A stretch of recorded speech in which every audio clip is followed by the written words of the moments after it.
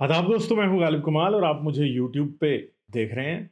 और आज हम दोबारा इंजीनियर साहब की बात करने जा रहे हैं। इंजीनियर साहब ने जो एक रीसेंट पॉडकास्ट की थी फैसल वड़ाइच साहब के साथ, उसके ऊपर हम बात करेंगे। उसमें बहुत सी ऐसी बातें जो हमने नोट की हैं, उनके ऊपर बात करते चले जाएंगे।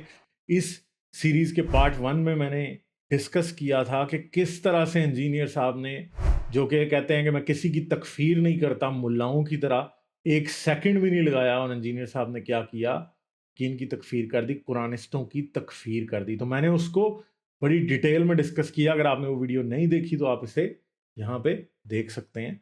ज़रूर इसे देखें और अपना फीडबैक उस पे मुझे ज़रूर दीजिएगा कि आप क्या समझते हैं। तो आज की वीडियो में हम इंजीनियर साहब का ओपिनियन एथियस्ट के बारे में देखेंगे। और इंजीनियर साहब ने इसमें कुछ ऐसी बातें की हैं जहाँ पे इन्होंने एथियस्ट पे कुछ इल्ज़ाम लगाए हैं। मगर बात यह है कि खुद ही इस पॉडकास्ट के अंदर इंजीनियर साहब ने जो एथियस्ट पे इल्ज़ाम लगाए, वो इल्ज़ाम इंजीनियर साहब पे खुद भी लगता है। और इंजीनियर साहब ने खुद को कैसे उससे बरी ज़िम्मा करार दिया। और मतलब इंजीनियर साहब के क्या कहते हैं, डबल स्टैंडर्ड है, जो कि एक हिपोक्रेट रवैया होता है कि इंजीनियर साहब ने एथियस्ट पे कोई स्टैंडर्ड लगाया और खुद से वो चाहते हैं कि इनको इस तरह की रियायत दी जाए। तो चलेंगे, वीडियो का कुछ पोर्शन हम ऑडियो की शक्ल में सुनते हैं और उसके बाद हम इसके ऊपर तफसीलन बात करेंगे। और फिर हम आपको बताएंगे कि इंजीनियर साहब ने क्या गलती कैसे की। में वही उनकी बातें उसी तरीके से जो है ना गुस्से से जो है वो इतनी हो जाती हैं और यहाँ से थूक निकलनी शुरू हो जाती है 2 मिनट के अंदर। यार वो इल्मी भी बहस का एक तो पूरे का पूरा कल्ट बन चुका है। इल्मी बहस का तो अंदाज नहीं होता ना। अच्छा सर, मुझे ये तो यहाँ पे मुल्हिदों की बात हो रही थी। देगा ना वो सच्चाई तक नहीं पहुंचेगा, लेकिन मैं बता और सच्चाई के लिए वो कोशिश करेगा, ट्रूथ लवर होगा, एक खुदा का मानने वाला वो जरूर होगा, अल्टीमेटली यहां तक पहुंचेगा। एथियज्म डिनाइल ऑफ गॉड नहीं है, एथियज्म अपनी मर्जी की जिंदगी है। वो खुदा को इसलिए हटाना चाहते हैं ताकि रुकावट हट जाए, हम अपनी मर्जी की जिंदगी गुजारें। इसलिए आप देखें, इनसे भी आप क्रिटिकल थिंकिंग पे बात करें। मैंने तो जब भी कभी मौका मुझे मिला है, 2 मिनट में इनका वही बिहेवियर होता है जो एक परवर्टेड मजहबी नेचर के लोग हैं। उन्हीं के उसूल और मबादी पे, साइंस की बुनियाद पे, जाहिर है कि वो तो ये समझ रहे होते हैं कि मैं एक जाहिल आदमी के साथ, वो तो एक क्वालिफाइड इंजीनियर के साथ बैठे हैं, तो मैं कहता हूं साइंस पे बात कर लो, एंट्रोपी पे बात कर लो, सेकंड लॉ ऑफ थर्मोडायनामिक्स पे बात कर लो, लेकिन उसूल पे रहना है। मौलवियों को इसलिए धोखा देते हैं, उन बेचारों को चीजें नहीं पता। मुझे तो पता है ना, मैं कहता हूं उसूल खड़ा करते हैं, आओ इसमें रंग भरते हैं। जहां तुम गलत हुए तुम सरेंडर करोगे, जहां मैं गलत हुआ मैं सरेंडर करूंगा। 2 मिनट में वही उनकी बातें उसी तरीके से जो है ना गुस्से से जो है वो इतनी हो जाती हैं और यहां से थूक निकलनी शुरू हो जाती है 2 मिनट के अंदर। यार वो इल्मी भी बहस एक पूरे का पूरा कल्ट बन चुका है। इल्मी बहस का तो अंदाज नहीं होता ना।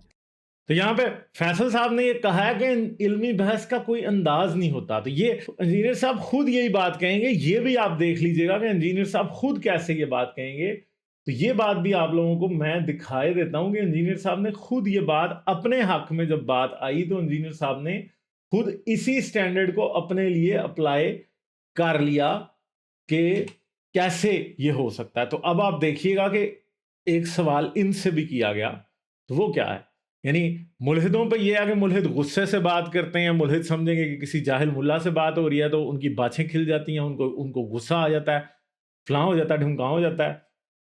तो सख्त अंदाज से तो कोई भी बात करता है, मैं भी करता हूँ, इंजीनियर साहब खुद सख्त अंदाज से बात करते हैं। और बहुत से लोग ऐसे हैं जो कि डिबेट में इन्वॉल्व होते हैं, वो सख्त अंदाज से बात करते हैं। अगर कोई इंसान सोलो बात करता है तो हमेशा जो है वो उसमें प्रॉब्लम उसको नहीं फेस होता, जैसे कि इंजीनियर साहब खुद करते हैं। मगर अगर कोई शख्स डिबेट में इन्वॉल्व होता है, जैसे मैं खुद होता हूँ और बहुत से और लोग हैं जो कि डिबेट में इन्वॉल्व होते हैं, यूट्यूब पे लाइव डिबेट की जाती है, उन लोगों को हमेशा ये मसला दरपेश रहता है कि कभी कभार उनको ऐसे लोगों का सामना हो जाता है जहाँ पे उनको भी गुस्सा आ जाता है। तो बात यह है कि आर्ग्यूमेंट को देखना चाहिए, लहजे को तो नहीं देखना चाहिए। इंजीनियर साहब खुद इस बात से एग्री करते हैं, मगर मुल्हिदों पे ये इल्ज़ाम लगाने से इंजीनियर साहब जो हैं वो जो है वो पीछे नहीं हटे। तो ये एक गलत बात हमें बहरहाल दिखाई देती है और इंजीनियर साहब का यहाँ पे हमें एक गलत रवैया दिखाई देता है। अब आप देखिएगा कि इंजीनियर साहब अपने हक में कैसे बोलेंगे। हाँ, ये अच्छा भी इसमें शामिल आखिर में आपसे ये पूछना चाहता हूँ कि इल्म का और आजिज़ी का बड़ा गहरा ताल्लुक है। लेकिन आप ये जो अल्फाज बोलते हैं, फक्की देना, घर तक छोड़ के आना, मैं जरा ये ठीक, ये आपको नहीं लगता कि हमारी इल्मी रवायत जो है उससे थोड़ा लगा नहीं खाता? मैं तो फिर साइंटिफिक बात करूंगा। मुझे ये बताएं, हमारे जो साइंटिस्ट अपनी रिसर्च से लिखते रहे हैं। मैं अंदाज़े बयान की बात कर रहा जी हूँ। मैं आऊंगा ना कोई सरकार, रिबटल मैं नहीं। साइंटिफिक मैं सारी बातें आऊंगा। क्या जब साइंटिस्ट अपनी तहकीकात सामने लेके आते हैं, हुँ। वो आके एलानिया नहीं कहते कि मेरी तहकीक है। अगर Newton's formula for calculation of velocity of sound Laplace ने गलत साबित किया और बताया कि तुमने जो इसमें वो फार्मूला लगाया था उसको एडियाबैटिक करना चाहिए था और गैमा की वैल्यू डालनी चाहिए थी, इसलिए तुम्हारा फार्मूला गलत हुआ। और उसने आगे अपनी तहकीक सामने रखी और वो आज तक लेप्लास करेक्शन के नाम से पढ़ाया जाता है उसे एफएससी के अंदर। उधर किसी को नहीं ख्याल आता कि जी न्यूटन इतना बड़ा बाबा, लेप्लास जो है कल का बच्चा आगे उसकी गलती निकाल। यहाँ पे इंजीनियर साहब जो सुन्नत बता रहे हैं वो रसूल अल्लाह की या सहाबा की सुन्नत से नहीं बता रहे हैं, यहाँ पे साइंसदानों की सुन्नत से बता रहे हैं। और ये बावर कराने की कोशिश कर रहे हैं कि अगर एक बड़े शख्स को छोटा शख्स गलत कह दे तो इसमें कोई बुराई नहीं है, उसे गुस्सा नहीं करना चाहिए। और आगे देखें और फिर देखते हैं, फिर इस पर डिटेल से बात करेंगे कि इंजीनियर साहब ने मसला यहाँ पे किया गया, इंजीनियर साहब के कॉल ऑफ फेल में तजाद क्या है। इंजीनियर साहब का कहते हैं कि मेरे लिए कुछ और आपके लिए कुछ और। ये इमरान खान बिहेवियर मुझे यहाँ पे एक दिखाई दिया कि इंजीनियर साहब समझते हैं कि जिस तराजू से मुझे तोला जाता है उससे दूसरों को ना तोला जाए, जिससे दूसरों को तोला जाता है उससे मुझे ना तोला जाए। तो इंजीनियर साहब का ये डबल स्टैंडर्ड यहाँ पे खान साहब की तरह बड़ा वाज़ेह दिखाई दे रहा है। इल्मी दुनिया में ये बातें नहीं होती हैं कि ये जो बंदे का अंदाज़े बयान क्या है। अच्छा अब आ जाए वो जो करेक्शन के नाम से पढ़ाया जाता है उसे एफएससी के अंदर। उधर किसी को नहीं ख्याल आता कि जी न्यूटन इतना बड़ा बाबा, लेप्लास जो है कल का बच्चा आगे उसकी गलती निकाल रहा है। इल्मी दुनिया में ये बातें नहीं होती हैं कि ये जो बंदे का अंदाज़े बयान। ये एक बार फिर सुने, इल्मी दुनिया में ये बातें नहीं होती हैं कि ये जो बंदे का अंदाज़े बयान क्या है। अच्छा अब आ जाए वो जो अब देखिए, पहले मुल्हिदों पे इल्जाम लगा के बातें खिल जाती हैं, उनको गुस्सा आ जाता है, और अब खुद कहते हैं इल्मी दुनिया में ये बातें नहीं होती, बंदे का अंदाजे बयान ही देखा जाता है। तो इंजीनियर साहब, आप क्या पीछे इसी इंटरव्यू में की हुई अपनी बातें भूल गए हैं? क्योंकि मैं तो कई बार जब बातें कर रहा होता हूं, किसी शख्स से बहस चल रही होती है, तो मुझे तो याद होता है पीछे मैंने ये किया और बात की, और मैं उससे कॉन्ट्राडिक्ट नहीं कर सकता। तो आप ये कैसे कर सकते हैं? क्या आप अपनी बात भूल गए हैं, या आप इतने इंटाइटल्ड हैं कि अपने लिए आप कुछ और फील करते हैं और पिछली बात को आपने कोई वैल्यू नहीं दी? तो ये सेंस ऑफ एंटाइटलमेंट है, या वैसे आप भूल गए हैं? मगर एक बात तो लाजमी हमें दिखाई दे रही है कि इंजीनियर साहब का डबल स्टैंडर्ड बड़ा जबरदस्त तरीके से वाजे हो गया। तो ये चीज है कि अगर मुल्हिदों पे ये इल्जाम लगाया जा सकता है कि वो बड़ी बदतमीजी से बात करते हैं, फिर आप पे भी लगाया जा सकता है। अगर आप पे नहीं लगाया जा सकता तो फिर हम जैसे लोगों पे भी नहीं लगाया जा सकता कि हम गुस्से से बात करते हैं, या हमारा अंदाजे में यहाँ ठीक नहीं है, या हमें बात करने की तमीज़ नहीं है। ये आप कैसे कह सकते हैं? तो आप क्यों ये समझते हैं कि क्योंकि आप एक इस्लामी स्कॉलर हैं, एक मुल्ला हैं, इसलिए आपके ऊपर और बात लगनी चाहिए? तो ये सेम सेंस ऑफ एंटाइटलमेंट है जो मुल्ला रखते हैं। मैं तो पहले ही कहता हूं कि इंजीनियर साहब सिर्फ एक मौलवी हैं, नाम के साथ इंजीनियर लगा है, असल में ये मौलवी ही हैं, क्योंकि सेंस ऑफ एंटाइटलमेंट वही है। नार्सिसिज्म का लेवल यहां पे वही दिखाई दे रहा कि मेरे लिए कुछ और, औरों के लिए और। औरों की गर्दन पे जो मैं तलवार रखूंगा वो मैं अपनी पे नहीं रखूंगा, और अपनी गर्दन पे मैं सुई भी नहीं रखूंगा, दूसरे की भी मैं तलवार रखूंगा। तो ये तो डबल स्टैंडर्ड आपका तो इंजीनियर साहब बड़ा वाज़ेह है, और आपको इसको रिविजिट करना चाहिए, इसके बारे में सोचना चाहिए कि आप कैसे इतनी ग्रेव लॉजिकल फैलेसी और इतना सख्त डबल स्टैंडर्ड का मुजाहरा कैसे कर सकते हैं। आपने फकी का, मैं फकी को उर्दू का लफ्ज तो नहीं है ना, पंजाबी का लफ्ज है, उर्दू में भी आप आ- एरोगेंस है ना मैं मेरा आता हूं, हर चीज को अपनी करूंगा, जस्टिफाई करूंगा, मुझे कोई इसमें मामले में नहीं है। ये मेरा जो एरोगेंस है, दुनिया में जब कोई ऐसा करता है तो इसके बाद उसका कोई बेनिफिशियरी भी होता है ना। यानी खान कहता है कि सारे चोर मैं ठीक, इसके बाद वो कहता है मुझे वजीर आजम बनाओ, यही कहता है ना। मैंने क्या बेनिफिट हासिल किया है सिस्टम से, वो बताए। इंजीनियर साहब ने कोई बेनिफिट ना हासिल किया हो, मगर बेनिफिट अगर कोई शख्स हासिल नहीं करता तो उससे किसी बात को जस्टिफाई नहीं किया जा सकता। ये असल में बात गलत है। मैं अभी इनकी ये जो इन्होंने कई बार ये बात पूरी इस पॉडकास्ट में की है, इसको मैं बाद में और वीडियोस के अंदर डिस्कस पूरे तरीके से करूंगा कि इंजीनियर साहब की लॉजिक में बहुत बड़ी गलती है, और वो गलती है क्या। ये सारा कुछ मैं डिस्कस करने वाला हूं, अगली वीडियोस का इंतजार कीजिएगा, उनमें डिटेल से डिस्कस करेंगे इसको। जब फॉलोइंग लिया फॉलोइंग क्यों कोई बंदा हासिल करता है? फॉलोइंग इसलिए हासिल करता है कि अपनी लादा एम्पायर बनाएगा जिसका वो बादशाह होगा, अपना मदरसा बनाएगा, चंदा बुक होगी, वो शाना लाइफ गुजारेगा। मैंने क्या हासिल किया? ये हासिल किया कि मेरी बीवी बच्चों की लाइफ स्टेक पे, मेरी लाइफ स्टेक पे मैं छुप के जिंदगी गुजारता हूं। मैं एलानिया किसी सड़क पे खड़े होके जो है वो चना चाट नहीं खा सकता। इंजीनियर साहब, आपसे ज्यादा छुप के हम जिंदगी गुजारते हैं, आपसे ज्यादा जिंदगी हमारी खतरे में है, आपसे बड़े पर्चे हमारे ऊपर कटे हुए हैं गुस्ताखी के पाकिस्तान में, आपसे ज्यादा लोग हमारी जान के दुश्मन हैं। हम छुप के रहते हैं जिस लेवल का, उस लेवल का छुप के आप नहीं रहते। अगर आप कह रहे हैं कि आपने अपने स्टैंस के पीछे बहुत कुछ खोया है, तो ये जो बंदा खाकसार आपके सामने बैठा है, इसने तो अपनी पूरी जिंदगी खोई है इसके पीछे। मैं तो सब कुछ खो के आया हूं। तो ये मैं, मगर भी इस बात को मैं जस्टिफाई, इस बात को मैं ये नहीं कह सकता कि जी क्योंकि मैंने बहुत कुछ खोया है और मैंने कुछ पाया नहीं है तो जी मैं ऑटोमेटिकली सच्चा हो गया हूं। नहीं, मुझे अपने आप को अपने आर्ग्यूमेंट्स के जरिए सच्चा साबित करना पड़ेगा, मुझे अपनी दलीलों के जरिए सच्चा साबित करना पड़ेगा, अपनी मंतक के जरिए सच्चा साबित करना पड़ेगा। और आर्ग्यूमेंट्स और आइडियाज की जीत होगी। मैं अपने कैरेक्टर की बेस पे ये नहीं कह सकता, या मैं अपनी किसी कुर्बानी की बेस पे ये नहीं कह सकता कि अब मेरी ऑटोमेटिक जीत हो गई है। ऐसे नहीं होता इंजीनियर साहब, ऐसे नहीं हो सकता। आप अगर YouTube से पैसे नहीं कमा रहे तो इसमें कसूर आपका है। आप इसकी बेस के ऊपर किसी को बुरा नहीं कह सकते कि तुम YouTube से क्यों पैसे कमा रहे हो, मैं अपना चैनल मोनेटाइज कर लूं तो बहुत पैसे हो जाएंगे। आप ये नहीं कह सकते हैं।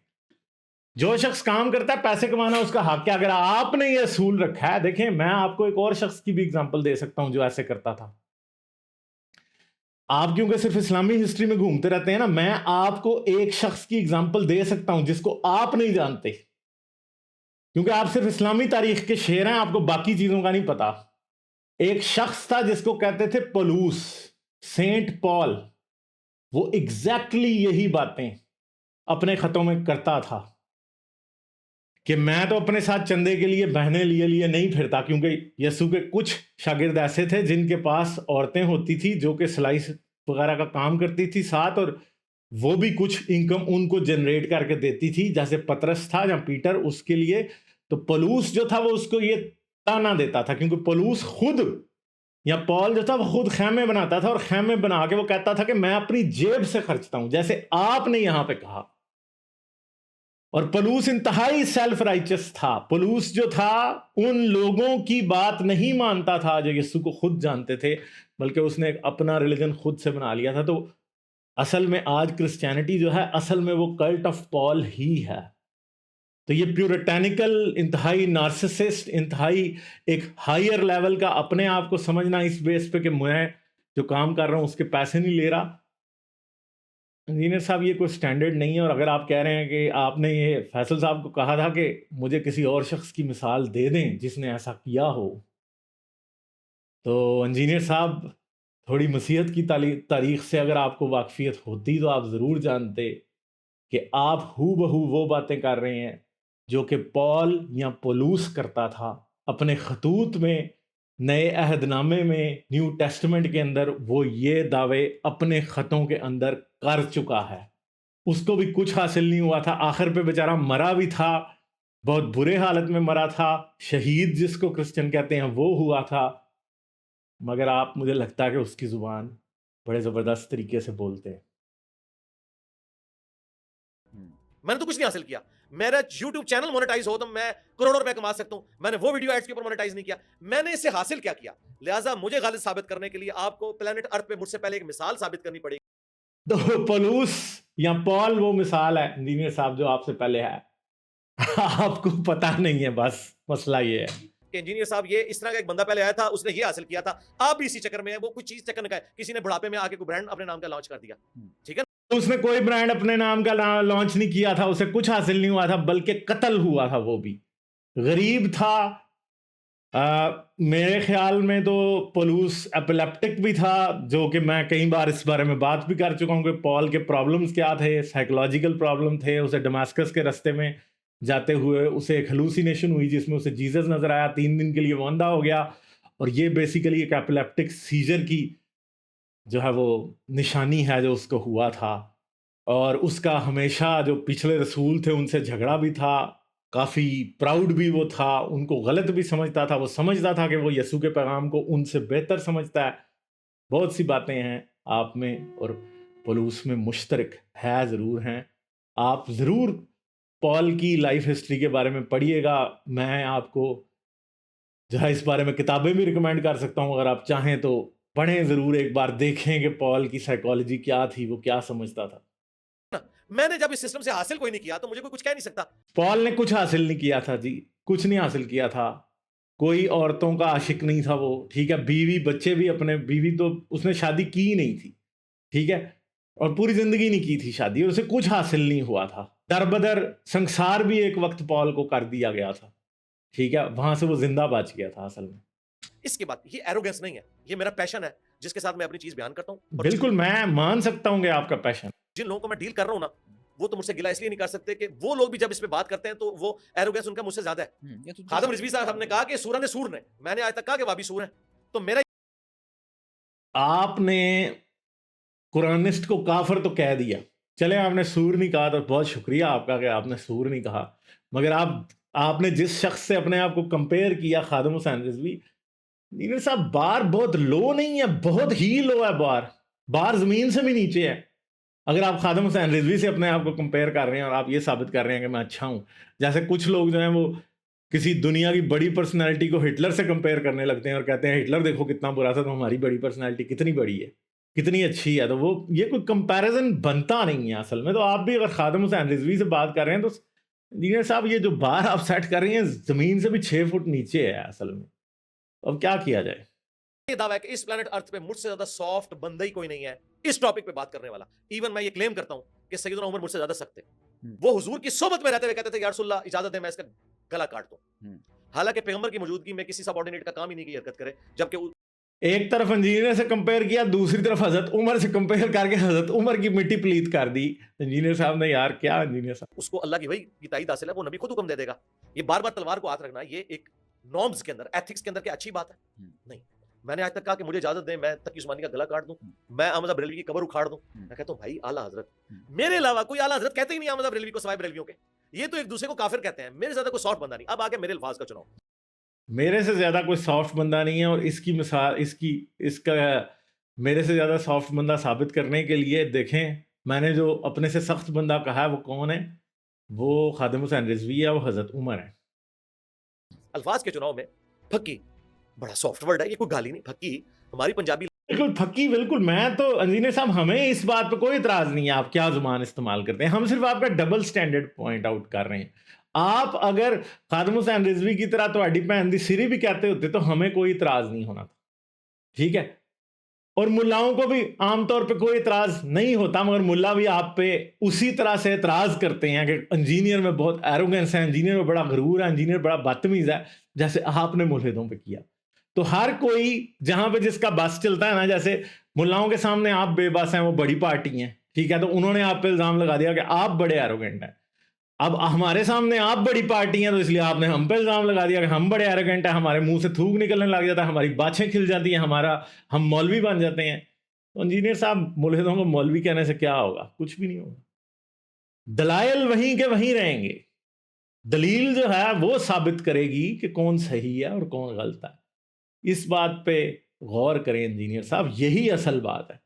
लैंग्वेज में जब किसी के पेट में मरोड़ उठे, उसकी उस हवा के दर्द को एड्रेस करने के लिए एक फक्की दी जाती है। मैं जब ये सख्त सख्त इल्मी बातें करता हूं तो जो लोग सदियों से अपनी अंपायर खड़े किए हुए हैं तो उनके दिल में मरोड़ उठते हैं कि यार ये क्या कर रहा है। तो मैं फिर कहता हूं कि मैं इसको ठंडा करने के लिए आपको आपके उसूल और मुबादी के ऊपर एक फक्की भी देता हूं ताकि आपका ये दर्द कम हो जाए। वो फिर मैं फकिया देता हूं कि उसी उसूल के ऊपर उनके किसी बाबे की बात बता देता हूं कि भैया गुस्सा नहीं खाना, कल तक तुम कहते थे अशरफ रसूलुल्लाह कुफर है, तो आज अगर चिश्ती रसूलुल्लाह निकला है तो भाई सबर करो। बिल्कुल इंजीनियर साहब, जो स्टैंडर्ड आप आज तक बाबों पे लगाते हैं वो फिर हम हजरत मोहम्मद पे भी लगा देते हैं, तो इस पे कोई गुस्सा करने वाली तो कोई बात नहीं है।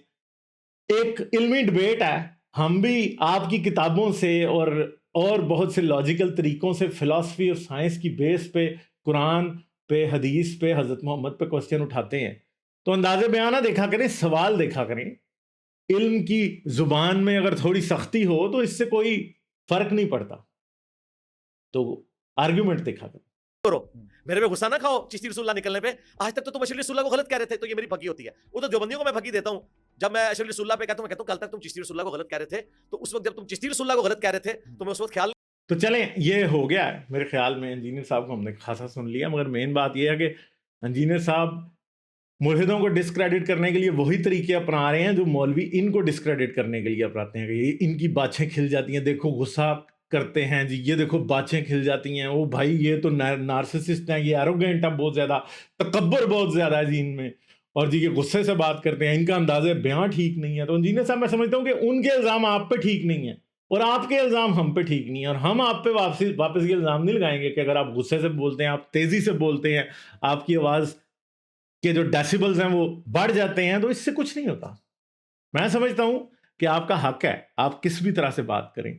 आर्ग्यूमेंट को आपके देखते हैं हम, और आप भी हमारे आर्ग्यूमेंट को देखा करें और अपने अंदर सब्र और तहम्मुल ये नहीं कि आपके लहजे में हो सिर्फ, मैं समझता हूं कि दूसरे की बात सुनने की बर्दाश्त सिर्फ अपने अंदर ये पैदा करें कि दूसरे के आर्गुमेंट पे कभी गौर करने की थोड़ी सी कोशिश कर लें। बस ये डबल स्टैंडर्ड हटा दें अपना। तो और मैंने आपको बड़ी बातें बता दी हैं, आपने कहा कि कोई शख्स मेरे जैसा हो, तो मैंने एक शख्स की तरफ आपको पॉइंट कर दिया। आपको चाहिए कि आप उस शख्स के बारे में पढ़ें तो आपको काफ़ी सिमिलैरिटीज़ नज़र आ जाएंगी। और मैं ये नहीं कहता कि अगर आपको आपकी और उसकी कोई सिमिलैरिटीज़ नज़र आएंगी तो वो कोई गलत बात है, नहीं, मैं तो उसको भी जज नहीं कर रहा, मैं आपको भी नहीं कर रहा जज। मैं समझता हूँ कि आप एक इंसान है और बतौर इंसान आप हमारे भाई हैं और आप एक खूबसूरत इंसान हैं, ये काफ़ी है और इसमें कोई बुराई नहीं है। तो दोस्तों ये थी आज की वीडियो, उम्मीद है आपको पसंद आई होगी। जाने से पहले इसे एक लाइक दे दीजिएगा। अगर आपको पसंद नहीं आई तो कमेंट्स में मुझे ज़रूर बताइएगा कि आपको पसंद क्यों नहीं आई। इसके साथ साथ आप इस चैनल को सब्सक्राइब करें, बेल आइकॉन दबाएं, ऑल नोटिफिकेशंस ऑन कर लें ताकि सारी वीडियोस आपको मिलती रहे। इसके साथ साथ आप मुझे पेट्रियन पे सपोर्ट कर सकते हैं। पेट्रियन की सपोर्ट बहुत ही इंपॉर्टेंट है इस चैनल के लिए। इस चैनल के मैसेज को आगे पहुंचाने के लिए पेट्रियन का लिंक इस वीडियो की एंड स्क्रीन और डिस्क्रिप्शन दोनों में मौजूद है। अपना बहुत सा ख्याल रखिएगा। मैं आपसे मिलूंगा इस सिलसिले की अगली वीडियो में। आदाब। लाइक, शेयर और सब्सक्राइब करना मत भूलें। इसके साथ साथ आप मेरे चैनल को पेट्रियन पर सपोर्ट कर सकते हैं। पेट्रियन का लिंक वीडियो की डिस्क्रिप्शन में है।